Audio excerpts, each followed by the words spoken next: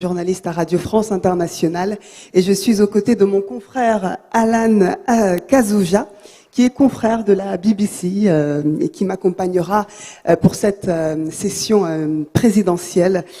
Ensemble, nous allons aborder les questions autour de l'investissement privé, autour des opportunités d'affaires que représente notre pays, le Sénégal, mais aussi ce que représente l'espace UEMOA et CEDEAO dans ce contexte-là. Alan, je vous passe la parole quelques instants pour vous présenter. A very good morning to you, ladies and gentlemen. Again, my name is Alan Kasuja. I present Africa Daily, which is the most influential podcast on African issues on the BBC World Service. It's good to be here, good to be back in Senegal. And today, I'd like to introduce to you the members of the panel that we shall be discussing with today. I'd like to first of all introduce Gordon Birrell, who is Executive Vice President, Production and Operations from BP. Let's give him a round of applause. We also have with us today Mohamed El Ketani, President and Director General of Attijari Wafa Bank. He knows where the money is. He'll be telling us how to get to it. And then we also have Suhail Albana, who is the Executive Vice President for projects, or international projects for that matter, from DP World. They're doing a lot of big work across the world, literally. And then we shall also have Tony Elumelu, who is with us here. No, he's not with us right now, but hopefully we shall engage with him later. And Olivier Buyoya, Director for IFC for West Africa, and Olivier Buyoya is the Regional Director. Good to have you here. Merci infiniment. Alors, on a 40 minutes. C'est vrai que c'est peu. On a beaucoup de choses à dire. Néanmoins, nous allons aborder une discussion intéressante avec les panélistes ici présents. Et je vais vous poser une question à vous, Monsieur le Président de la République. Vous avez fait 2 mandats avec un bilan à défendre. Vous avez fait le choix de ne pas repartir pour un 3e mandat. Bravo, nous en sommes fiers. Mais j'ai une question simple pour vous, Monsieur le Président de la République.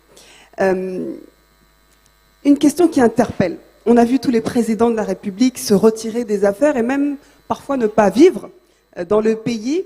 Le Sénégal va continuer d'exister et de rayonner sans vous.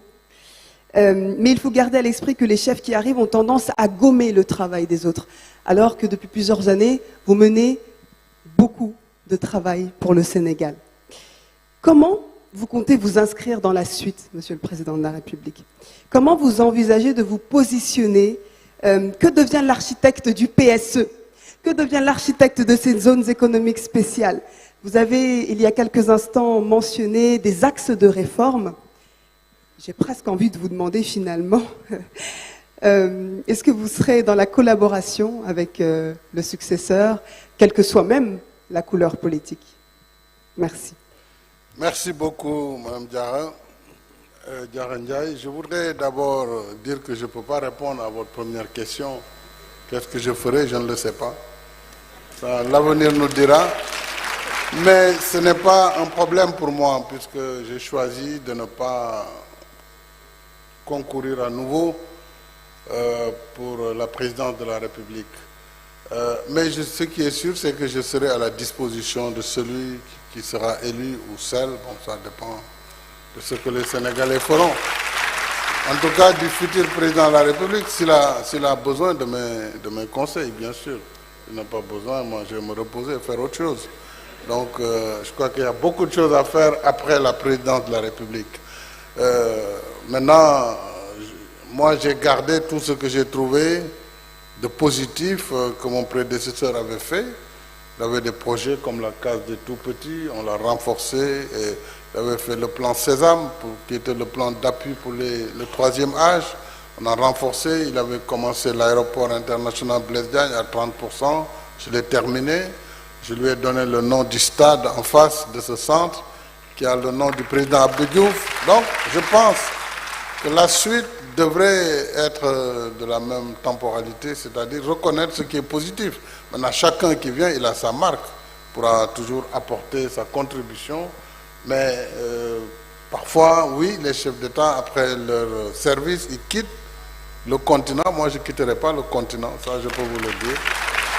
Voilà. Je resterai au Sénégal et en Afrique, ça c'est certain. Donc pour le reste, l'avenir nous édifiera. Merci, Monsieur le Président de la République. Le Forum Invest in Sénégal, et c'est un événement qui tombe bien. Les investisseurs, le monde nous regarde aujourd'hui. Que dire justement à l'endroit de ce monde qui nous regarde pour encourager et favoriser les investissements de demain au Sénégal? C'est pour moi toujours. Non, je laisse mon aîné, le vice-président. À votre... Le vice-président va répondre certainement. C'est un grand économiste, donc il pourra répondre à ce sujet. Peut-être vous pouvez lui reformuler la question.